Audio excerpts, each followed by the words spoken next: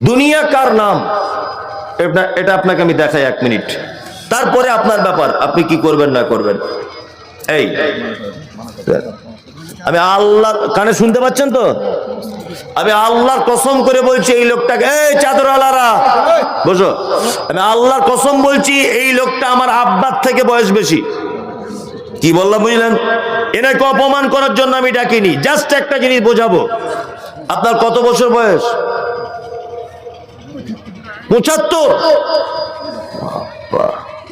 আল্লাহ আপনাকে হায়াতে তাইয়্যিবা দান। আপনার আব্বা বেঁচে আছে? আপনার আব্বা বেঁচে আছে? কত বছর আগে মারা গেছে? 20 বছর? 30 বছর আগে ওর আব্বা মারা গেছে। আপনার আব্বার কবরে মাঝে সাঝে যান? আপনার আব্বার কবরে মাঝে মাঝে যান?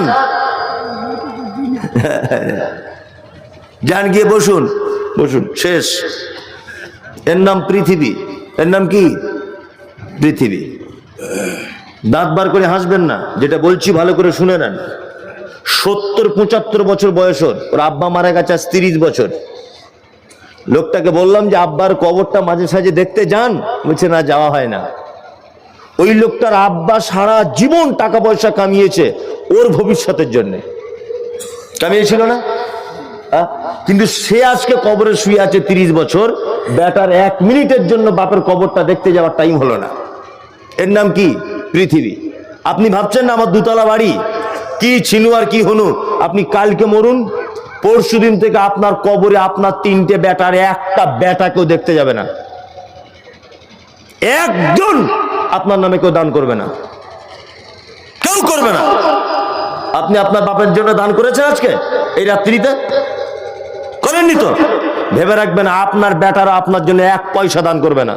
ওই জন্য বলছি, আল্লাহ তাআলা বলছেন আনফিকু মিম্মা রাযাকনাকুম মিন ক্বাবলি আন ইয়াতি আহাদাকুমুল মাউত।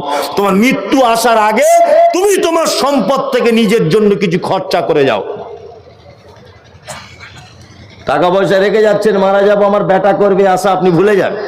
কে বলেছে সব ফালতু যুক্তি? সব আপনি বেঁচে থাকা অবস্থায় আল্লাহর রাস্তায় কিছু সাদকা করুন।